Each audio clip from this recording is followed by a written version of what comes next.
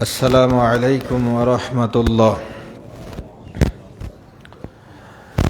الحمد لله نحمده ونستعينه ونستغفره ونعوذ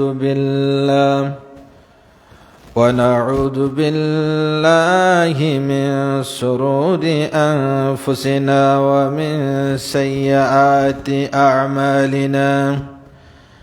من يهده الله فلا مضل له ومن يضلله فلا هادي له.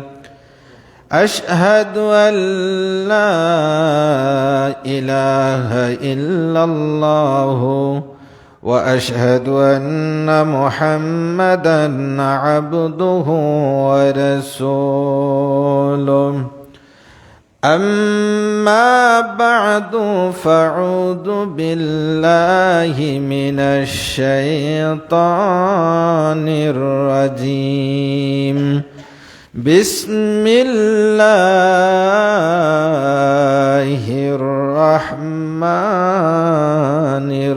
الرحيم. قاف والقرآن المجيد بل عجبوا أن جاءهم منذر منهم فقال الكافرون هذا شيء عجيب.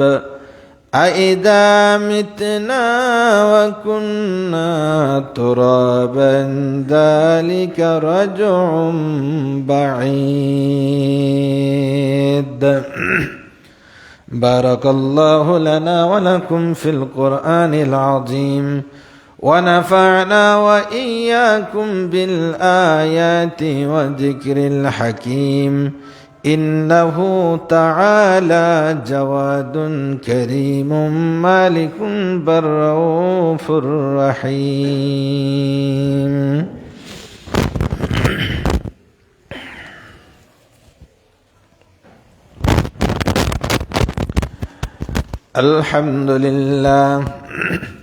الحمد لله الذي أنار قلوب عباده المتقين بنور كتابه المبين وجعل القرآن شفاء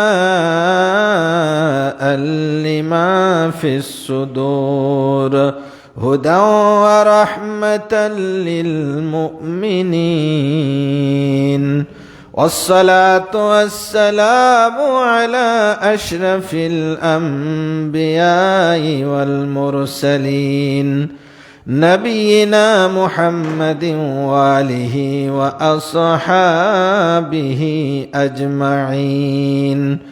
وبعد قال الله تعالى في كلامه المجيد. أعوذ بالله من الشيطان الرجيم.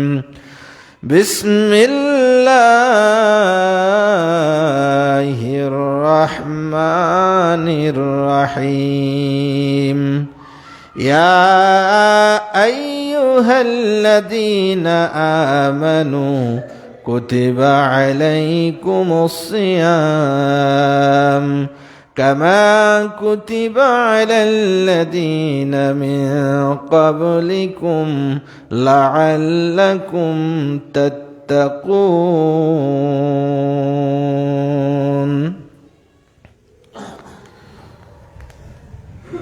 যাবতীয় প্রশংসা মহান আল্লাহ সুবহানাহু ওয়া তাআলার শাহী দরবারে নিবেদন করছি যে রব্বুল আলামিন আমাদের পবিত্র মাহে রমাদানের প্রথম জুমায় অত্র বাইতুল ফালাহ জামে মসজিদে সালাতুল জুমা আদায়ের লক্ষ্যে উপস্থিত হওয়ার তৌফিক দান করেছেন। সকলেই সেই মহান মা'বুদের শুকরিয়া আদায় করি, সকলেই পড়ি আলহামদুলিল্লাহ। দরুদ পেশ করছি নবী আকরাম, নবী দো জাহান, নবী মুহাম্মদুর রাসূলুল্লাহ সাল্লাল্লাহু আলাইহি সাল্লামের প্রতি। সম্মানিত মুসল্লি কিরাম, মাহে রমাদান আসলে আমরা মাহে রমাদান বিষয়ক খুতবা দিয়ে থাকি। আজকেও তার ব্যতিক্রম হবে না। মাহে রমাদান বিষয় আজকে খুতবার বিষয়। আজকের আলোচনা হবে সিয়ামের ফাজাইল ও মাসাইল সম্পর্কিত। আমরা গত জুমায় রমাদানের প্রস্তুতি শীর্ষক কিছু আলোচনা করেছিলাম। আজকে সিয়ামের ফজিলত এবং কিছু মাসলা মাসাইল যা জানা আমাদের জন্য অতীব জরুরি কিছু মাসলা মাসাইল নিয়ে আজকের খুতবা সাজানোর চেষ্টা করেছি। মহান আল্লাহ তাআলার তৌফিক কামনা করছি, রব্বুল আলামিন যেন যথাযথভাবে উপস্থাপন করার তৌফিক দান করেন, আল্লাহুম্মা আমিন। সম্মানিত উপস্থিতি, সিয়ামের আলোচনা আসলেই সূরা বাকারার 183 নম্বর আয়াত আমাদের পাঠ করতে হয়, কারণ এটি হলো সিয়ামের মূল ভিত্তি। আল্লাহ সুবহানাহু ওয়া তাআলা সিয়াম যে আমাদের জন্য ফরজ করেছেন তার দলিল। রব্বুল আলামিন ডাক দিয়ে বলছেন, ইয়া আইয়ুহাল্লাযীনা আমানু, হে ঈমানদারগণ, কুতিবা আলাইকুমুস সিয়াম, তোমাদের জন্য সিয়ামকে লিখে দেওয়া হয়েছে, ফরজ করে দেওয়া হয়েছে, সিদ্ধান্ত পাশ করে দেওয়া হয়েছে, এটা তোমরা পালন করতে বাধ্য। হয়তো মনে হতে পারে এটা আমাদের জন্য হয়তো আল্লাহ কঠিন করেছেন। আল্লাহ রব্বুল আলামিন আমাদের জন্য একটু সহজ করে দিচ্ছেন বিষয়টা। কামা কুতিবা আলাল্লাযীনা মিন ক্বাবলিকুম, এটা তোমাদের পূর্ববর্তী সকল উম্মতের জন্যই এটা ফরজ ছিল। তাহলে সিয়াম এমন একটা ইবাদত যা মানব সৃষ্টির সূচনা লগ্ন থেকে শরীয়ত সিদ্ধ। অর্থাৎ সিয়াম একটি আদি ইবাদত। মানুষের সৃষ্টি কাঠামোর সাথে সিয়ামের একটা যোগসূত্র রয়েছে। আল্লাহ রাব্বুল আলামিন মানুষকে সৃষ্টি করার পরে মানুষকে চলার জন্য যে গাইডলাইন দিয়েছেন তন্মধ্যে অন্যতম একটি হলো সিয়াম। এখন আল্লাহ প্রদত্ত নিয়ম কানুন মেনে যদি আমরা সিয়াম পালন না করি, তাহলে আমার আপনার শরীর, আমার আপনার আত্মা ক্ষতিগ্রস্ত হতে বাধ্য। সিয়ামটা শুধু পরকালের জন্য নাজাতের উপায় তা নয়, এটি আপনার আমার দেহের সুস্থতার জন্য অতীব জরুরি একটা বিষয়। সুতরাং দেহ মনকে ভালো রাখতে হলে সিয়ামের কোনো বিকল্প নাই। আমরা স্বাভাবিকভাবে যদি চিন্তা করি, আমাদের যে বিভিন্ন যন্ত্রাংশগুলো আছে, মনে করেন মোটরসাইকেল, কার বা বিভিন্ন জেনারেটর, বিভিন্ন যে যন্ত্রগুলো আমরা পরিচালিত করি, চালাই, এগুলো কেনার সময় সাথে একটা কি দেয়, গাইড বুক দিয়ে দেওয়া হয় যে এটা এইভাবে চালাতে হবে। আপনি মোটরসাইকেল কিনবেন, আপনাকে ইঞ্জিন ভেদে, কোম্পানি ভেদে এক এক ধরনের তেল ব্যবহার করার পরামর্শ দেয়। এরপরে এর মোবিল চেঞ্জ করার জন্য একটা সময় বেঁধে দেয়, এত কিলোমিটার পরে আপনি চেঞ্জ করতে হবে, নতুবা আপনার গাড়ি খারাপ হবে। এখন যদি এই কোম্পানির নির্দেশনাকে না মেনে আপনি গাড়ি চালাতে যান, আপনার গাড়ি খারাপ হতে বাধ্য। তো আমার আপনার শরীরটা সৃষ্টি করেছেন, এর স্রষ্টা হলেন স্বয়ং আল্লাহ রাব্বুল আলামিন। আমার আপনার শরীর কেমনে ভালো থাকবে এর গাইডলাইন আল্লাহ রাব্বুল আলামিন নিজেই দিয়েছেন। আর এই গাইডলাইনের মধ্যে শ্রেষ্ঠতম একটা গাইডলাইন হলো সিয়াম। কিন্তু দুর্ভাগা জাতি, আমরা আল্লাহ রাব্বুল আলামিনের দেওয়া গাইডলাইন আমরা ফলো করি না।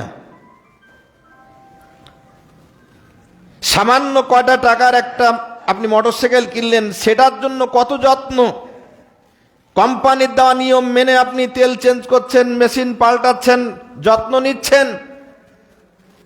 কিন্তু আমার আপনার 3.5 হাত বডি, আমার আপনার আত্মা, দেহ, মন, এটাকে সুস্থ রাখার জন্য, ভালো রাখার জন্য আল্লাহ রাব্বুল আলামিনের দেওয়া ফর্মুলা আমরা ফলো করি না। সম্মানিত উপস্থিতি, আমাদের এটা আল্লাহ রাব্বুল আলামিনের দেওয়া ফর্মুলা অনুযায়ী ফলো করা উচিত।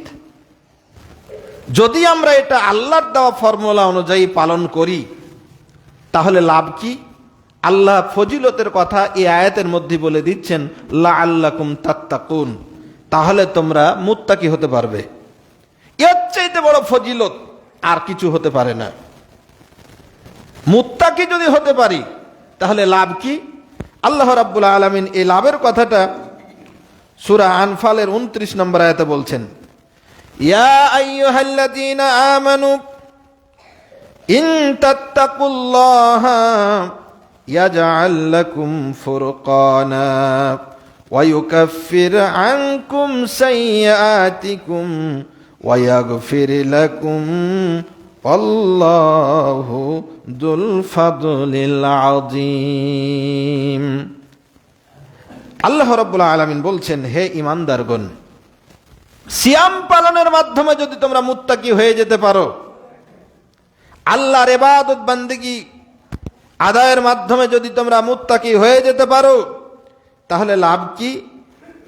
ইয়াজআল লাকুম ফুরকানা, আল্লাহ রাব্বুল আলামিন তোমাদেরকে একটা ফুরকান দেবেন, কোষ্টি পাথর দেবেন, যার মাধ্যমে মানুষ ভালো মন্দ, হক না হক, সত্য মিথ্যা, ন্যায় অন্যায় মানুষ বাছাই করতে পারবে।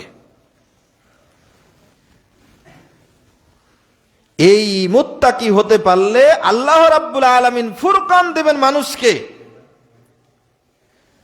সুতরাং যারা আমরা ন্যায় অন্যায় বুঝি না, হালাল হারাম বুঝি না, ভালো মন্দ বুঝি না, সত্য মিথ্যার ধার ধারি না, সুন্নত বিদআত বুঝি না, শিরক, যত ধরনের অন্যায় আছে, কোনটা হেদায়েতের রাস্তা, কোনটা গুমরাহির রাস্তা, এটা যারা বুঝি না, আমাদের মেন ঘাটতি হচ্ছে আমাদের পুঁজিতে ফুরকান নাই, কোষ্টি পাথর নাই, যেটা অর্জিত হয় তাকওয়ার মাধ্যমে। আমরা যারা এগুলো বাজ বিচার করতে জানি না, করি না, ধরে নিতে হবে আমার আপনার তাকওয়া নাই। তাকওয়া নাই বিধায় আমার আপনার যে কোষ্টি পাথর ফুরকান, এটা আমাদের মধ্যে উপস্থিত নাই। এই ফুরকান প্রাপ্ত হতে হলে মুত্তাকি হতে হবে, আর মুত্তাকি হতে হলে সিয়াম পালন করতেই হবে। শুধু ফুরকান দিবেন আল্লাহ তাআলা তা নয়, রব্বুল আলামিন বলেন, ওয়া ইউকাফির আনকুম সাইয়্যাতিকুম ওয়া ইয়াগফির লাকুম, আল্লাহ রব্বুল আলামিন তোমাদের জীবনের সকল গুনাহ খাতা আল্লাহ রব্বুল আলামিন মাফ করে দেবেন। ওয়াল্লাহু যুল ফাদলিল আযীম, আল্লাহ হচ্ছেন মহা অনুগ্রহশীল, করুণাময়। আল্লাহর করুণা, আল্লাহর দয়া পেতে হলে অবশ্যই অবশ্যই আপনাকে আমাকে সিয়াম পালন করতেই হবে। সম্মানিত উপস্থিতি, আল্লাহ রাব্বুল আলামিনের এই কথার প্রতিধ্বনি পাওয়া যায় আমার রাসূল মুহাম্মদ সাল্লাল্লাহু আলাইহি ওয়াসাল্লামের কথাতেও। নবীজি সহিহ বুখারীর 38 নম্বর, সহিহ মুসলিমের 760 নম্বর, মিশকাতে এসেছে হাদিসখানা 1958 নম্বর হাদিসে আবু হুরায়রা রাদিয়াল্লাহু তাআলা আনহু হাদিস বর্ণনা করে বলেন, আল্লাহ নবী সাল্লাল্লাহু আলাইহি ওয়াসাল্লাম বলেন, মান সামা রমাদানা ঈমানান ওয়া ইহতিসাবান গুফিরা লাহু মা তাকদ্দামা মিন জামবি। যে ব্যক্তি ঈমান নিয়ে সওয়াবের আশা করে যারা সিয়াম পালন করলো, রাসূল করিম সাল্লাল্লাহু আলাইহি সাল্লাম বলছেন তার অতীত জীবনের সকল গুনাহ খাতা আল্লাহ রাব্বুল আলামিন মাফ করে দেন। সুবহানাল্লাহ, এত বড় সুযোগ, অথচ আজকে আমরা হেলায় নষ্ট করে দিচ্ছি। আর কি ফজিলত আছে? সহিহ বুখারীর 1904 নম্বর হাদিস, এটিও আবু হুরায়রা রাদিয়াল্লাহু তাআলা আনহু বর্ণনা করে বলেন, ক্বালা রাসূলুল্লাহ সাল্লাল্লাহু আলাইহি ওয়াসাল্লাম, রাসূল সাল্লাল্লাহু আলাইহি ওয়াসাল্লাম বলেন, রাসূল সাল্লাল্লাহু আলাইহি ওয়াসাল্লাম বলছেন, ক্বালা আল্লাহু তাআলা, আবু হুরায়রা বলেন আল্লাহ রাসূল আমাদেরকে বলেছেন, আর আল্লাহ রাসূল বলেছেন, আল্লাহ তাআলা বলেছেন।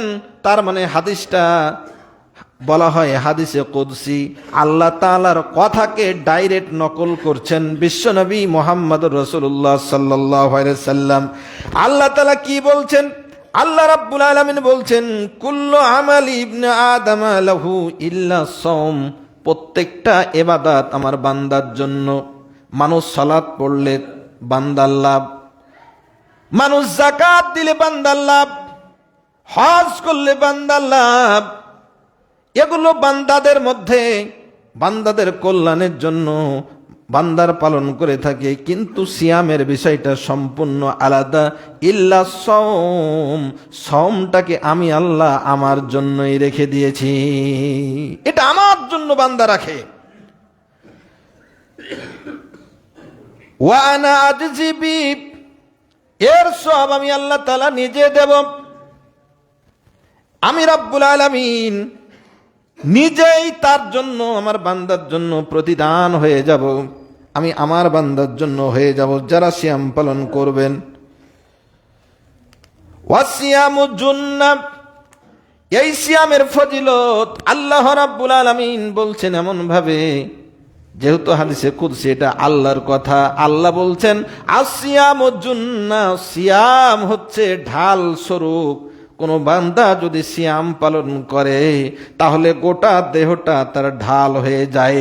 সেই ঢাল, সিয়ামের ঢাল যারা ধারণ করে, শয়তানের আক্রমণ তাকে বিদ্ধ করতে পারে না, শয়তানের প্ররোচনা তাকে আক্রান্ত করতে পারে না, নাস্তিক মুরতাদরা তার কোনো ক্ষতি করতে পারে না, কোনো গুনাহ তার শরীরকে, তার দেহকে, মনকে আকৃষ্ট করতে পারে না, স্পর্শ করতে পারে না। সিয়ামটা হলো ঢাল স্বরূপ। আসিয়ামু জুন্নাহ, এরপরে আল্লাহ রাসূল সাল্লাল্লাহু আলাইহি সাল্লাম বলছেন, ওয়াইদা কানা ইয়াউমু সাওমি আহাদিকুম ফালা ইয়ারফাস ওয়ালা ইয়াকসাব, তোমরা কেউ যদি সিয়ামের দিন পাও, সিয়াম পালন করো, তাহলে তোমাদের করণীয় হলো ফালা ইয়ারফাস, সে যেন কোনো অশ্লীল আচরণ না করে, অশ্লীল গালিগালাজ মুখ দিয়ে বের না করে, খারাপ কথা মুখ দিয়ে বের না করে, খারাপ কাজের সঙ্গে না জড়ায়। ফালা ইয়ারফাস মানে হলো যত ধরনের অশ্লীলতা আছে এটাকে যেন এড়িয়ে চলে। কোনো গান বাজনার আসরে নয়, ফেসবুক, মোবাইল, ইউটিউব, যত ধরনের অনলাইন আছে, টিভি থেকে শুরু করে যা কিছু আছে, এখানে অশ্লীল কোনো দৃশ্য সিয়াম অবস্থায় কোনো রোজাদার দেখতে পারে না। সিয়ামরত অবস্থায় ও যুবক, তোমাকে কন্ট্রোল করতে হবে, কোনো অশ্লীল সাইডে তোমাকে ঢোকা যাবে না। যদি তুমি ঢুকেছো, আল্লাহর বিধান তুমি লঙ্ঘন করেছো, এই সিয়াম তোমার কোনো কাজে আসবে না। ওয়ালা ইয়াকসাব, আর যারা সায়েম হবে তাদের জন্য আল্লাহর নির্দেশনা হলো সে যেন ঝগড়া ফাসাদ না করে। ডাইরেক্ট মারামারি মানে অন্যায়, মারামারি বলতে এমনি স্বাভাবিক বিষয় নিয়ে গন্ডগোল লেগে গেল, এই মারামারি যাবে না। আজকে ফেসবুকেও গালিগালাজের সাথে সাথে ঝগড়া লেগে যায়। কোন ধরনের ঝগড়াই নিজেকে সম্পৃক্ত করা যাবে না। কেউ যদি ঝগড়া করতে সাপ বাহু গালি দেয় অথবা তাকে মারতে উদ্যত হয়, ফালিয়াকুল ইন্নী ইমরুন সালিউন, তাহলে সে যেন বলে ভাই আমি সায়েম, আমি রোজাদার। আমি সয়েম, আমি রোজাদার। এটা স্বাভাবিক দৈনন্দিন আমাদের জীবনচারের বিষয়গুলোর বিষয়ে বলা হয়েছে। কিন্তু প্রেক্ষাপট যদি ভিন্ন হয়ে যায়, ইসলামকে পালনের জন্য কাফির মুশরিকরা যদি মুসলমানদেরকে আঘাত করে, মুসলমানদেরকে যদি ক্ষতবিক্ষত করে উৎখাত করার চেষ্টা করা হয়, তাহলে মুসলমানরা সিয়ামের মাস হলেও, সিয়ামের মধ্যে হলেও জিহাদে অংশগ্রহণ করা মুসলমানদের জন্য ফরজ হয়ে যায়। তখন এই মারামারি সেটা নয়, ওটা জিহাদ, ওখানে অংশগ্রহণ করতে মুসলমানরা বাধ্য। আমরা দেখেছি প্রথম যে সিয়াম ফরজ হলো দ্বিতীয় হিজরিতে, ওই বছরই বদরের যুদ্ধ সংগঠিত হলো। রমাদান মাসের মধ্যেই বদরের যুদ্ধ সংগঠিত হয়েছে। সুতরাং স্বাভাবিক মারামারি, গন্ডগোল, গালিগালাজ এর সঙ্গে জিহাদকে মেলানো যাবে না। স্বাভাবিক যে আমাদের দৈনন্দিন আমাদের এই আচার আচরণের মধ্যে যে গন্ডগোল, ফাসাদ, মারামারি হয়, এগুলো করা যাবে না। এগুলো করলে সিয়ামের হক আদা হবে না, সিয়াম ফজিলত বিহীন হয়ে যাবে। পক্ষান্তরে দিন কায়েমের জন্য দিনের ময়দানে জিহাদে ডাক আসলে তাতে মুসলমান শরীক হতে বাধ্য, এটা ফরজ।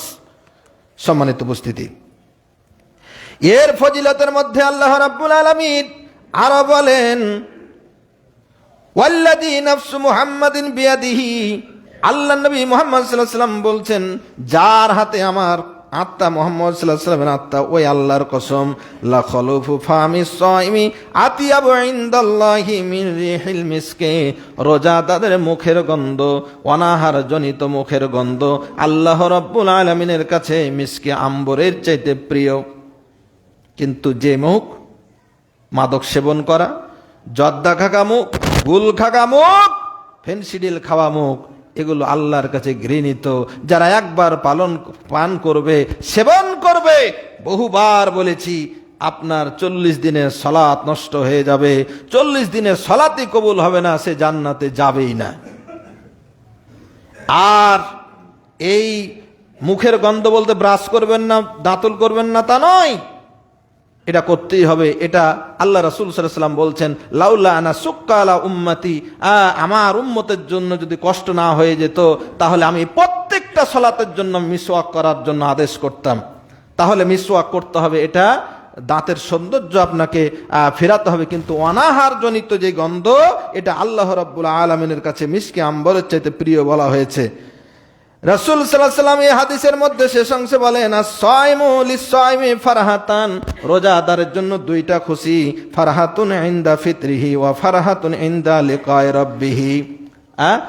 ইফতারের সময় বান্দার একটা খুশি, আর একটা হলো বান্দা যখন আল্লাহর সাথে সাক্ষাৎ করবে, আল্লাহর সাক্ষাৎ পেয়ে বান্দা খুশি হয়ে যাবে তার এই সিয়াম পালনের জন্য। সম্মানিত উপস্থিতি, এই যে ফজিলতগুলো বলা হলো, আরো অনেক ফজিলত আছে, ইনশাআল্লাহ আমরা পর্যায়ক্রমে বাকি জুমাগুলোতে বলবো সেই ফজিলতগুলোর কথা। এই যে ফজিলতগুলো বলা হলো, এই ফজিলতগুলো প্রাপ্তির জন্য কিছু শর্ত শারায়েত আপনাকে আমাকে মানতেই হবে। এই ফজিলতগুলো পাওয়ার জন্য কিছু মাসলা মাসাইল আপনাকে আমাকে জেনে আমল করতেই হবে। আমার আপনার সামান্য ভুল ত্রুটির জন্য এই বিশাল অফার থেকে, বিশাল পুরস্কার থেকে আমরা বঞ্চিত হয়ে যেতে পারি। কাজে আসুন আমরা জানার চেষ্টা করি কিছু মাসলা মাসাইল। তার মধ্যে প্রথমেই যে বিষয়টি আমি আলোচনা করতে চাই সেটি হলো নিয়াত। সিয়ামের জন্য নিয়াত অপরিহার্য। শুধু সিয়াম নয়, যে কোনো আমলের জন্য নিয়াত অপরিহার্য। রাসূল করিম সাল্লাল্লাহু আলাইহি সাল্লাম বলেছেন, সহিহ বুখারীর 1 নম্বর হাদিস, ইন্নামাল আমালু বিন্নিয়াত, প্রত্যেকটা আমল, প্রত্যেকটা কাজ নির্ভর করে নিয়তের উপর। নিয়ত ভালো, সওয়াব পাবেন, নিয়ত খারাপ, সওয়াব থেকে বঞ্চিত হতে হবে। তাহলে সিয়াম গুরুত্বপূর্ণ একটা ইবাদত, এটার জন্য কি লাগবে? নিয়ত লাগবে। নিয়ত মানে কি? যে কোনো ডিকশনারিতে আপনি নিয়তের সংজ্ঞা খুঁজবেন, সেটা হলো নিয়ত মানে হলো অন্তরের সংকল্প। আরবিতে বলা হয় কসদুল কলব, অন্তরের সংকল্পের নামই হচ্ছে নিয়ত। কিন্তু দুর্ভাগ্যজনক হলো সত্য, এই অন্তরের গোপন কথাটা আমাদের দেশে ডাইরেক্ট একটা আকৃতি পেয়ে গেছে। নাটক সিনেমায় দেখা যায় যে কেউ হয়তো মনে কিছু কল্পনা করছে, খেয়াল করছে, ওই খেয়ালটাকে বাইরে দৃশ্যে দেখা যাচ্ছে। আমরা ইসলাম নিয়ে নাটক শুরু করেছি, মনের কথাটাকে আমরা প্র্যাকটিক্যালি একটা রূপ দিয়েছি। যতগুলো ইবাদত আছে, শুধুমাত্র হজের ক্ষেত্রে তালবিয়া, যেটা হজের নিয়তের ক্ষেত্রে, সেখানে মৌখিক নিয়ত হাদিসে প্রমাণিত, শুধুমাত্র হজের ক্ষেত্রে। এছাড়া কোনো নিয়ত মুখে শাব্দিকভাবে, আরবিতে হোক বাংলাতে হোক যে কোনো ভাষাতে হোক, শাব্দিকভাবে কোনো নিয়ত রাসূল করিম সাল্লাল্লাহু আলাইহি সাল্লাম থেকে বর্ণিত হয়নি। সুতরাং এটাকে আমরা বানিয়ে নিয়ে যদি বলি, তাহলে কি হবে? রাসূলকে অপমান করা হবে। রাসূলকে সাল্লাল্লাহু আলাইহি সাল্লামকে অপমান করা হবে। আর রাসূল সাল্লাল্লাহু আলাইহি সাল্লামকে অপমান করে সওয়াবের আশা করা বৃথা হতে পারে। নাওয়াইতু আন, এই নাওয়াইতু আন দিয়ে যত নিয়ত, এই লাল সিফারাগালা আছে না এর শুরুতে, এগুলোর কোনো অস্তিত্ব কোরআন এবং হাদিসে আমি খুঁজে পাইনি।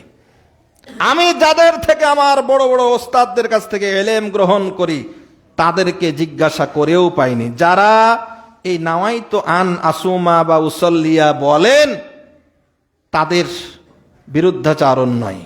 তারা কি থেকে বলছে, কিভাবে বলছে, তাদের বিচার আল্লাহর উপরই রেখে দিলাম। আমি যেহেতু আপনাদের মসজিদের ইমাম, আমি বাইরের প্রসঙ্গবাদ, আমার এই মসজিদের এরিয়ার ভিতরে বলছি। রাসূল করিম সাল্লাল্লাহু আলাইহি সাল্লাম বলছেন, আল ইমামু জামিনুন, ইমাম হলো মুসল্লিদের জিম্মাদার। মুসল্লির যদি কোনো ক্ষতি হয়, মাসলা মাসাইল ভুল প্রয়োগ করে, ইমামকেই এর দায়ভার গ্রহণ করতে হবে। সুতরাং ইমাম মানে মাস গেলে 4 পয়সা বেতন নেবেন আর এটা নিয়ে সংসার চালাবো, এটা মুখ্য উদ্দেশ্য নয়। ইমামের দায়িত্ব বড় কঠিন, ইমামের দায়িত্ব বড় কঠিন, ইমামের দায়িত্ব বড় কঠিন। সুতরাং ইমাম হিসাবে আল্লাহ রাব্বুল আলামিন আমাকে যৎসামান্য যতটুকু ইলম দিয়েছেন এবং যতটুকু জানার চেষ্টা করি, এতটুকুর আওতায় এতটুকু আপনাদেরকে নসিহা করব। আল্লাহর রাস্তে এই মৌখিক নিয়ত পড়বেন না। এরপরও যদি পড়েন, তাহলে আমি ইমাম হিসাবে আল্লাহ রাব্বুল আলামিনের কাছে বলতে পারবো, আল্লাহ, তোমার রাসূল সাল্লাল্লাহু আলাইহি সাল্লাম যেটা করেনি ওটা আমি বলতে নিষেধ করেছি, আমি দায়মুক্ত হব ইনশাআল্লাহ। সুতরাং আল্লাহ রাসূল সাল্লাল্লাহু আলাইহি সাল্লাম বলেছেন, আলাইকুম বিসুন্নতি ওয়া সুন্নাতিল খুলাফায়ে রাশিদিন আল মাহদিয়িন, তোমাদের উপর আবশ্যক হলো রাসূল সাল্লাল্লাহু আলাইহি সাল্লাম এবং খোলাফায়ে রাশিদিনের সুন্নাত। রাসূল সাল্লাল্লাহু আলাইহি সাল্লাম এবং খোলাফায়ে রাশিদিনদের আমলে নাওয়াইতু আন আসুমা গাদাম বলে কোনো শব্দ যেহেতু পাওয়া যায়নি বা আমি পাইনি, আমার ওস্তাদরা পাইনি, যাদের থেকে আমি ইলম অর্জন করি, সুতরাং এই আমল বর্জন করার জন্য বিনীতভাবে অনুরোধ করব। সম্মানিত উপস্থিতি, তাহলে নিয়ত, অন্তরে সংকল্প। আমি কিসের জন্য সাহারি খেতে উঠছি? আগামীকাল বা আজকের দিনে যে ফরজ সিয়াম, এটা রাখার জন্য যে আমি রোজা করছি। এই যে মনের মধ্যে কি জন্য উঠলেন, কি করবেন, এই যে ফরজ রোজা রাখবেন, এই যে আল্লাহর সন্তোষের জন্য, আল্লাহর নেকি পাওয়ার আশা নিয়ে এই যে মনের মধ্যে যে কল্পনা করলেন, এটার নামে নিয়ম। এটা থাকতেই হবে, ইখলাস থাকতেই হবে। না থাকলে আপনি এমনি উঠলেন যে ভাত খেলেন না, এটার জন্য না খেয়ে থাকলেন সারাদিন, এটা নিয়ত হলো না। মনের মধ্যে একটা সংকল্প থাকবে, যে আমি এই ফরজ রোজা রাখছি, আমার ঈমান আছে, আল্লাহর সন্তুষ্টির জন্য সওয়াবের আশা করে আমি রাখছি, এই নিয়মগুলো পালন করে। এই যে এটার নামই হলো নিয়ত। এবার আসুন, নিয়ত করে আমি ভোর রাতে উঠলাম, আমি কি করব? সাহারি খাবো। সাহারি, কিন্তু আমাদের দেশে কি ভাষাটা আছে? সেহরি। সেহরির সময় হলো উঠো মুমিন মুসলমান। কত গান তৈরি হয়েছে, আমরা সেহরি বলি, কিন্তু এই সেহরি শব্দটা ভুল উচ্চারণ। কি হবে? সাহারি। সাহার মানে হলো ভোর, প্রভাত, সকালকে বলা হয় সাহার। আর সেহেরুন মানে হলো জাদু। সুতরাং আমাদের বলতে হবে, ভাষাটা যেটা বলতে হবে সেটা হলো কি সাহারি, সেহেরি নয়। এই সাহারি যে আমরা খাবো, কেন খাবো? রাসূল করিম সাল্লাল্লাহু আলাইহি সাল্লাম সহিহ বুখারীর 1923 নম্বর হাদিসের মধ্যে বলছেন, মুসলিম শরীফে 2439 নম্বর হাদিস, অনেক প্রত্যেকটা হাদিস গ্রন্থে এই হাদিসটা আছে। রাসূল করিম সাল্লাল্লাহু আলাইহি সাল্লাম বলছেন, তাসাহহারু ফাইন্না ফিস সাহুরে বারাকা, তোমরা সাহারি খাও, কারণ সাহারিতে কি আছে? বরকত আছে। তাহলে সাহারি খাওয়াটা আবশ্যক নয়, কিন্তু বরকতময়, বরকতমণ্ডিত। সুতরাং সাহারি খাওয়ার জন্য আপনাকে আমাকে উঠতে হবে। এখন সাহারির জন্য আমরা এক সময় দেখেছি যে এই ঢোল বাজাতো, গ্রামে গ্রামে এই মানুষ ডেকে বেড়াতো। এরপরে এই মাইকের প্রচলন হয়ে, বা যখন প্রথম মাইক হলো তখন এই একটা সাইরেন বাজানো হতো। হ্যাঁ, এরপরে এখন তো একেবারে একটা বিরক্তির কারণ হয়েছে, রাত 2টা বাজছে, শুরু হয়ে গেল, ক্যাসেট দিয়ে রেখে দিচ্ছে, গান দেদারসে বাজছে, গজল বাজছে, আর একটু পর পর আর এত মিনিট সময় আছে, আর এত মিনিট আছে, খান আর পান করেন, এখন এই করেন সেই করেন, মানে অস্থির একটা অবস্থা। আল্লাহ রাসূল সাল্লাল্লাহু আলাইহি সাল্লাম যখন নামাজের জন্য আজান দেওয়ার নিয়ত করলেন যে মানুষকে নামাজের জন্য কিভাবে ডাকা যায়, তো ডাকার জন্য কেউ বলছেন ঘন্টা বাজান, কেউ বলছে আগুন জ্বালেন, এক একজন এক এক পরামর্শ দিল। কোনোটাই কোনোভাবে অ্যাকসেপ্ট হচ্ছে না, গ্রহণ হচ্ছে না। পরিশেষে কয়েকজন সাহাবী স্বপ্নে দেখলেন আল্লাহ রাসূল সাল্লাল্লাহু আলাইহি সাল্লাম সেটাকে আল্লাহর কাছ থেকে ওহী প্রাপ্ত হয়ে অনুমোদন দিলেন। সেটা হলো কি? আজান। নামাজের জন্য যে আজান, এটা শরীয়ত সিদ্ধ হয়ে গেল।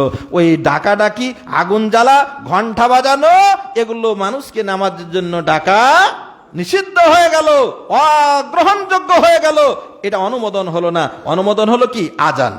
এবার আসুন সাহারির ক্ষেত্রে। সাহারির ক্ষেত্রে ইসলাম আমাকে আপনাকে কি দিয়েছেন? সহিহ বুখারীর 1998 হাদিস, 1918 নম্বর হাদিস, আম্মাজান আয়েশা রাদিয়াল্লাহু তাআলা আনহা বলছেন, আন্না বিলালান কানা ইউআযিনু বিলাইলিন فقال رسول الله صلى الله عليه وسلم كلوا واشربوا حتى يؤذن ابن ام مكتوم فإنه لا يؤذن حتى يطلع الفجر। আম্মাজান আয়েশা বলেন, বেলাল রাদিয়াল্লাহু তাআলা আনহু, ইসলামের মুয়াজ্জিন বেলাল সারা বছর আজান দিতেন ফজরের, কিন্তু রমজান মাসে বেলাল রাদিয়াল্লাহু তাআলা আনহু আজান দিতেন একেবারে যখন সাহরি খাওয়ার সময় হতো, অন্ধকার থাকতেই বেলাল আজান দিতেন। বেলাল যখন আজান দিতেন, আল্লাহর নবী সাল্লাল্লাহু আলাইহি ওয়াসাল্লাম বলেন, কুলু ওয়াশরাবু, হে আমার উম্মতেরা, হে আমার সাহাবীরা, তোমরা এখন সাহারি খাও এবং পান করো। কতক্ষণ পর্যন্ত? হাত্তা ইউআযিনা ইবনা উম্মে মাকতুমিন, ইবনে উম্মে মাকতুম নামের একজন অন্ধ সাহাবী ছিলেন, তিনি ফজরের আজান দিতেন। বিশ্বনবী বললেন, বেলাল আজান দিলে তোমরা খাওয়া দাওয়া শুরু করো, খাওয়ার প্রক্রিয়া গ্রহণ করো, আর ইবনে উম্মে মাকতুম আজান দিলে তোমরা খাওয়া বর্জন করে দাও। ফজরের আজান হলে তোমরা খাওয়া ছেড়ে দাও, আজান হয়ে যাবে তার আগে তোমরা খাওয়া কমপ্লিট করে নাও। তাহলে এই হাদিস দ্বারা, সহিহ বুখারীর এই হাদিস দ্বারা প্রমাণ হয়ে গেল সাহারির জন্য হযরতে বেলাল রাদিয়াল্লাহু তাআলা আনহু আজান দিতেন। এই সুন্নাহ আজকে একেবারে মৃত্যু পায়। আলহামদুলিল্লাহ, আমি আজ থেকে 16 বছর আগে যখন আপনাদের দায়িত্ব গ্রহণ করি 17তম রমাদানে, সেই বছরই আলহামদুলিল্লাহ আমি আজানের প্রচলন ঘটিয়েছি। এখন পর্যন্ত চলমান আছে, কিন্তু আমাদের অনেকগুলো জায়গায় এখন পর্যন্ত এটা চালু হয়নি। আল্লাহ সুবহানাহু ওয়া তাআলা আমাদের ইমাম এবং মুয়াজ্জিনদেরকে আল্লাহ সহি বুঝ দান করুক, যাতে করে এই বিরক্তিকর অগ্রহণযোগ্য কোরআন তেলাওয়াত, গজল, শুধু গজল তো নয়, এখন এই গজলের সাথে এমন মিউজিক, এমন বাজনা দিয়ে দেওয়া হয়েছে মনে হচ্ছে গান বাজছে। না, এগুলো ইসলামে জায়েজ নাই। অনেক মানুষ রমজান মাসে কোরআন তেলাওয়াত করে, অনেক অসুস্থ মানুষ আছে, অনেকে পার্সোনাল জিকির আজকার করে, সে সময় এতে ব্যাঘাত ঘটানো আমাদের জন্য উচিত নয়। তাহলে সাহারির জন্য কি হবে? আজান দিতে হবে, মুয়াজ্জিনরা আজান দেবেন। এই সাহারি কতক্ষণ পর্যন্ত খাবেন? ফজরের আজান হয়ে যাওয়া পর্যন্ত এর সীমা। কিন্তু দুর্ভাগ্যজনক হলো সত্য, বাংলাদেশের প্রেক্ষাপটটা এমন যে আমরা ফজরের আজান রমাদান মাসে প্রায় একই টাইমে হচ্ছে আলহামদুলিল্লাহ। যেই মাত্র রমজান শেষ হয়ে যাবে ফজর একবারে 40 মিনিট এক লাফে হটে যাবে। এখন রমজানের পরে আপনি নফল রোজা রাখবেন, এখন রমজানের পরের যদি আজান পর্যন্ত খাইতে থাকেন তাহলে তো আপনার সকালের নাস্তা খাওয়া হয়ে যাবে। সারা 11 মাস এই বিলম্ব করে ফজরের আজান, আর এক মাসে আবার এক ধাপে 40 মিনিট আগে আজান শুরু করা, এগুলো ইসলামের সাথে তামাশা ছাড়া আর কিছুই নয়। সম্মানিত উপস্থিতি, আমাদের খেয়াল রাখতে হবে যে আল্লাহ রাসূল সাল্লাল্লাহু আলাইহি ওয়াসাল্লাম সাহারি খাওয়ার বিধান দিয়েছেন ফজর পর্যন্ত। সুতরাং ফজরের আজান পর্যন্ত খেতে হবে। যেই সমস্ত মুয়াজ্জিনরা, ইমামরা ফজরের ওয়াক্তের অনেক সময়ের পরে, রমাদানের পরে আজান দেই, মুসল্লিরা যদি ওই আজান পর্যন্ত খাওয়া ধরেন তাহলে ইমামরা আল্লাহ রাব্বুল আলামিনের কাছে কি জবাব দেবেন? আল্লাহ সুবহানাহু ওয়া তাআলা ইমামদেরকে সহি বুঝ দান করুন, আল্লাহুম্মা আমিন। সাহারি খাওয়ার সঠিক সময় হলো শেষ সময়ে খেতে হবে। আমরা মনে করি, আমরা ছোটবেলায় দেখেছি সাহারি খেয়ে আমরা অনেকক্ষণ আবার ঘুমিয়েছি, অনেক আগে খাওয়া হয়ে যেত। কিন্তু না, সাহারি খাওয়ার নিয়ম হলো একেবারে শেষ সময়ে। মনে করেন যে বর্তমানে এই 5টা 8-এ সাহারির শেষ সময় হচ্ছে, তাহলে আপনি যদি 4:30টায় সাহারি খাওয়া শুরু করেন, তাহলে আমাদের সঠিক টাইমটা হবে একেবারে শেষ সময়ে। শেষ সময় কতটা? আল্লাহ রাসূল সাল্লাল্লাহু আলাইহি সাল্লামের 2টা হাদিস পাই, বুখারী শরীফের 1920 এবং বুখারী শরীফের 1921। 2টা হাদিসে এভাবে বলা হয়েছে যে সাহাবায়ে কেরামগণ সাহারি খেয়ে জামাত ধরার জন্য খুব দ্রুত হেঁটে যেতেন। মানে সাহারি খেয়ে এতটা সময় কম থাকতো, রাসূলের সাথে জামাত ধরার জন্য তাদেরকে দ্রুত হেঁটে মসজিদে যেতে হতো। আর 21 নম্বর হাদিসে যেটা বলা হয়েছে যে সাহারি খাওয়া এবং আজানের মধ্যে সময় থাকতো 50টা আয়াত পরিমাণ কোরআন তেলাওয়াতের সমান। সাহারি শেষ করে 50টা আয়াত তেলাওয়াত করার সময় থাকতো। 50টা আয়াত যদি আমরা চিন্তা করি, 50 আয়াত বিশিষ্ট আয়াত আমি খুঁজে পেলাম 29 পারা শেষ সূরা মুরসালাত। এই সূরা মুরসালাতে 50টা আয়াত আছে। এই 50টা আয়াতের পরিমাণ কত? 2.25 পৃষ্ঠা। 2.25 পৃষ্ঠাতে আছে এই সূরাটা, 50টা আয়াত। তাহলে 2.25 পৃষ্ঠা পড়তে কয় মিনিট লাগে? 5 মিনিটের মধ্যে হয়ে যাবে।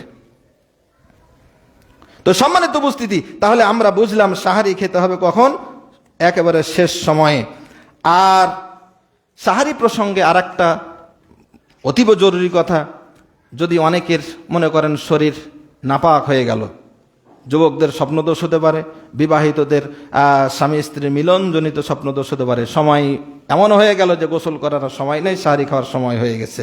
এই অবস্থায় ওই নাপাক অবস্থাতেই ফরজ অবস্থাতেই সাহারি খাওয়া যাবে। এরপরে সাহারি খেয়ে ফরজ গোসল করে এরপরে নামাজে আসবেন। এটা আমার মন গড়া কথা নাই। বুখারী শরীফে 1926 নম্বর হাদিস, আন্না রাসূলুল্লাহ সাল্লাল্লাহু আলাইহি ওয়াসাল্লাম কানা ইদরিকুহুল ফাজর ওয়া হুয়া জুনুবুম মিন আহলিহি সুম্মা ইয়াগতাসিলু ওয়া ইয়াসুম। আম্মা জান আয়েশা রাদিয়াল্লাহু তাআলা আনহা বলছেন যে রাসূল সাল্লাল্লাহু আলাইহি সাল্লাম সিয়ামের মাসে পরিবারের সাথে সময় কাটানোর জনিত কারণে তিনি নাপাকি হয়েছিলেন, কিন্তু ফজর হয়ে যাওয়ার কারণে তিনি কি করলেন? তিনি ওই অবস্থাতেই সাহারি খেলেন, তারপরে গোসল করলেন, তারপর সিয়াম রাখলেন। তাহলে নাপাক অবস্থায় সাহারি খাওয়া যাবে। এখন এই প্রসঙ্গে আরেকটি কথা না বললেই নয়, সেটি হলো যে মনে করেন কেউ অসুস্থ আছে, শরীর নাপাক হয়ে গেছে, এখন নাপাক অবস্থায় গোসল করতে পারবে না, অসুস্থতার ওযু করতে পারবে। একজন মানুষ, মন দিয়ে শুনুন, একজন মানুষ গোসল ফরজ হয়েছে কিন্তু গোসল করতে পারবে না, অসুখ বেড়ে যাবে অথবা ডাক্তার নিষেধ করেছে, কিন্তু ওযু করতে পারবে। এই অবস্থায় করণীয় হলো গোসল যদি ফরজ হয় আর গোসল যদি করতে না পারে তাহলে ফতোয়া হলো সূরা নিসার 43 নম্বর আয়াত এবং সূরা মায়েদা 6 নম্বর আয়াতের আলোকে ফাতায়াম্মামু সাঈদান তাইয়্যিবা, গোসল যদি করতে না পারে তাহলে তাকে কি করতে হবে? তায়াম্মুম করতে হবে। মানে ফরজিয়াত আদায়ের জন্য তায়াম্মুম করতে হবে। ওযু করে কিন্তু ওখানে পবিত্রতা হাসিল করা যাবে না।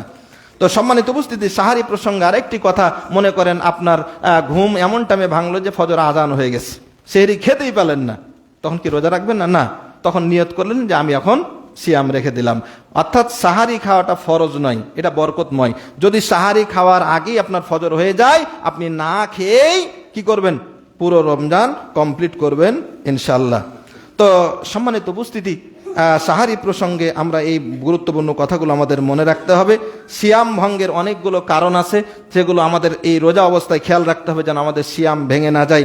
তন্মধ্যে অন্যতম হলো ইচ্ছা করে যদি কেউ খানা পিনা গ্রহণ করে, সেটা মুখ দিয়ে খেয়ে হোক, সেটা বিভিন্নভাবে মানে ইঞ্জেকশনের মাধ্যমে বা স্যালাইনের মাধ্যমে যে খাবার, যে কোনোভাবে খাবার গ্রহণ করলেই রোজা ভেঙে যাবে। এরপরে যদি কেউ রোজা ভেঙে দেয়, তাহলে ইচ্ছা করে কেউ যদি রোজা ভাঙে অথবা রোজা নাই রাখে, তাহলে তার কাবিরা গুনাহ হবে। এর জন্য তাকে তওবা করতে হবে এবং পরবর্তীতে কি করতে হবে? কাজা আদায় করতে হবে। জয়টা রোজা ভাঙবে তয়টা রোজা রাখতে হবে। সিয়াম অবস্থায় কেউ যদি সিয়ামকে অস্বীকার করে যে আমি রোজা রাখবো না, মানি না রোজা, এমন যদি কেউ বলে, তাহলে সে মুরতাদ হয়ে যাবে, কাফের হয়ে যাবে। তার শাস্তি হলো ইসলামী সরকার তাকে মৃত্যুদণ্ড দেবে। রোজা অবস্থায় কেউ যদি স্ত্রী মিলন করে অথবা হস্তমৈথুন করে, যুবকেরা ভালো করে শুনে রাখো, কেউ যদি রোজা অবস্থায় স্ত্রী সহবাস করে অথবা যে কোনো প্রকারে ইচ্ছাকৃতভাবে তার যৌন চাহিদা তৃপ্তি করে, তাহলে তার কাবিরা গুনাহ হলো। এজন্য তওবা জরুরি। তওবার সাথে তাকে একটা কাজা করতে হবে, কাজার সাথে কাফফারা। কেউ খেয়ে নিল, এর জন্য শুধু কাজা এবং তওবা। কিন্তু স্ত্রী মিলন এবং যৌন চাহিদা পূরণের জন্য যে কোনো উপায় অবলম্বন করলে তাকে তওবা করতে হবে, কাজা করতে হবে এবং কাফফারা আদায় করতে হবে। কাফফারাটা কি? একাধারে 60টা রোজা রাখতে হবে।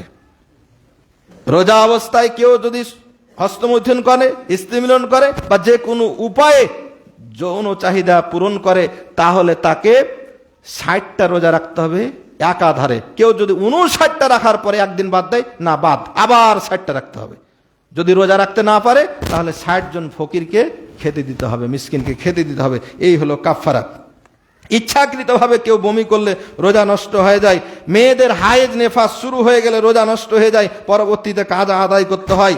মিথ্যা কথা বললে, গীবত করলে, রোজা অবস্থায় জাহিলিপনা কাজ করলে রোজা বেকার হয়ে যায়।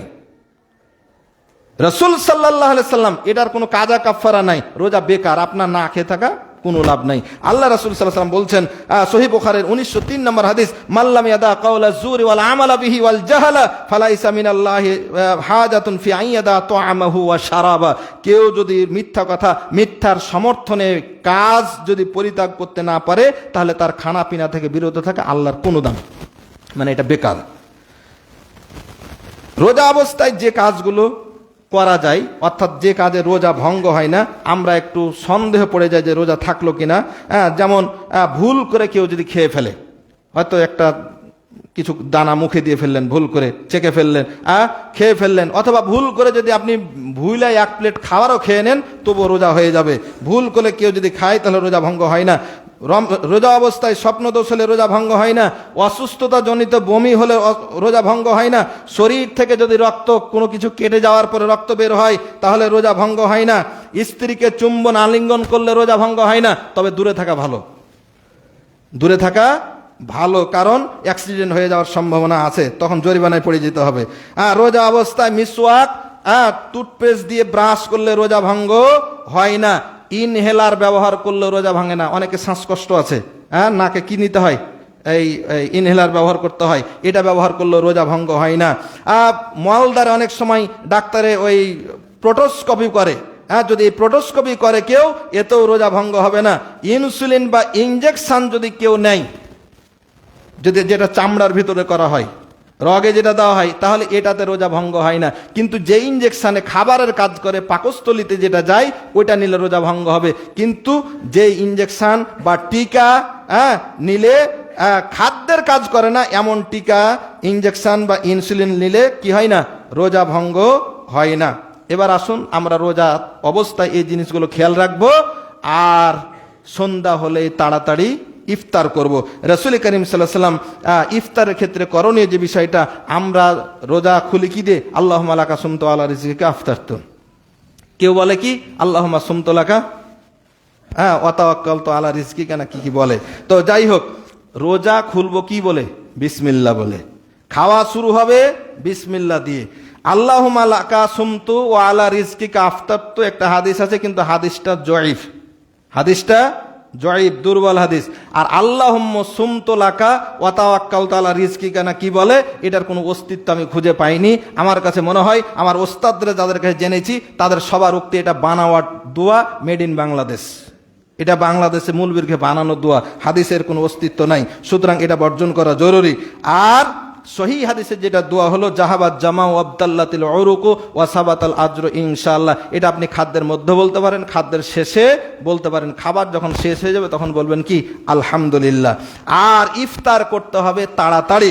রাসূল করিম সাল্লাল্লাহু আলাইহি ওয়াসাল্লাম বলছেন, সহিহ বুখারীর 1950 নম্বর হাদিস, লা ইয়াজালুন নাস বিখাইরিন মা আজ্জালুল ফিতরা, মানুষ ততদিন কল্যাণের মধ্যে থাকবে যতদিন তাড়াতাড়ি ইফতার করবে, মানে সূর্য ডুবার সাথে সাথে ইফতার করবে, মানুষ কল্যাণে থাকবে। আবু দাউদ শরীফে 2353 নম্বর হাদিস, রাসূল সাল্লাল্লাহু আলাইহি ওয়াসাল্লাম বলছেন, লা ইয়াজালুদ দীনু জাহিরান মা আজ্জালুন নাসুল ফিতরা, মানুষ যতদিন তাড়াতাড়ি সূর্যাস্তের সাথে সাথে ইফতার করবেন ততদিন দিন জাহের থাকবে, দিন বিজয়ী থাকবে। সুতরাং দিন কায়েমে যারা আগ্রহী, দিন কায়েমের আন্দোলন যারা আমরা করি, দিন কায়েমে যারা বিশ্বাসী, তাদের প্রত্যেকের উচিত সূর্যাস্তের সাথে সাথে ইফতার করা। আলহামদুলিল্লাহ, এবছর ইসলামিক ফাউন্ডেশন যে ক্যালেন্ডার সূচি প্রকাশ করেছে, সূর্যাস্তের সাথে সাথে সময় নির্ধারণ করে দিয়েছে। হানাফি আহলে হাদিস কোনো পার্থক্য এবার রাখেননি, একই টাইম দিয়েছেন। মহান আল্লাহ রাব্বুল আলামিন বর্তমান ইসলামিক ফাউন্ডেশনের ধর্ম উপদেষ্টা সহ যারা দায়িত্বশীল আছেন, আল্লাহ তাদেরকে এই মহান কাজটাকে বাস্তবায়ন করো, যা যায় খায়ের দান করুন, আল্লাহুম্মা আমিন। তারা একবারে সঠিক সিদ্ধান্ত নিয়েছেন, এজন্য আল্লাহ তাআলা তাদেরকে যা যায় খায়ের দান করুন, এবং এটাকে স্থায়ীভাবে যেন আল্লাহ তাআলা মানে পালন করার তৌফিক দান করেন, আল্লাহুম্মা আমিন। সুতরাং আমরা সূর্যাস্তের সাথে সাথে ইফতার করব। আর ইফতারের জন্য যে ক্যালেন্ডারগুলো করা হয়, ক্যালেন্ডারগুলো সাধারণত আমাদের দেশে করা হয় এমনভাবে, প্রথম 10 দিন রহমত, দ্বিতীয় 10 দিন মাগফিরাত, তৃতীয় 10 দিন নাজাত, এই যে ভাগ করে করা হয়। আমিও বলেছি প্রথমে অনেকবার, কিন্তু হাদিসের বিশ্লেষণ করা ছিল না। হাদিস হলো, হাদিসটা সঠিক নয়, সহিহ হাদিসের বিপরীত। সুতরাং গোটা রমজান মাসটাই রহমত, গোটা রমজানটাই মাগফিরাত, গোটা রমজানটাই নাজাতের মুক্তি। সুতরাং এই ক্যালেন্ডারে ভাগ করা উচিত নয়। যারা ভাগ করেন তাদেরকে সচেতন হওয়া জরুরি। আল্লাহ সুবহানাহু ওয়া তাআলা আমাদের সকলকেই রমাদানের এই মাসলা মাসাইলগুলো যথাযথভাবে জেনে আমল করার তৌফিক দান করুন, আল্লাহুম্মা আমিন। সম্মানিত উপস্থিতি, রমাদান ইবাদতের বসন্ত। আমরা সিয়াম পালন করব, দান সাদাকা করব, কোরআন তেলাওয়াত করব, যত ভালো কাজ আছে দ্রুততার সাথে করব। আল্লাহ সুবহানাহু ওয়া তাআলা আমাদের সকলকেই এগুলো আমল করার তৌফিক দান করুন, আমিন। এই মসজিদে যারা দান করেছেন অতীতে, তাদের দানকে আল্লাহ তাআলা কবুল করুন, আল্লাহুম্মা আমিন। খাস করে আমাদের সম্মানিত মুসল্লি জনাব রবিউল আলম বেহরাপাড়া, তিনি দ্বিতীয় রমজানে মারা গেছেন। তার সন্তান 1000 টাকা দান করে তার আব্বার জন্য দোয়া চেয়েছেন।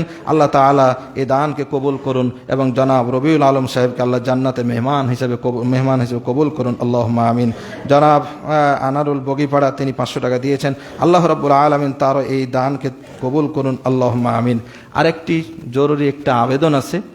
রামচন্দ্রপুরহাট কেন্দ্রীয় জামি মসজিদের সম্মানিত ইমাম জনাব আবু তালেব ভাই অ্যাক্সিডেন্ট করে আহত অবস্থায় আছেন, দোয়া চেয়েছেন। আল্লাহ সুবহানাহু ওয়া তাআলা তাকে যেন সুস্থতা দান করেন, আল্লাহুম্মা আমিন।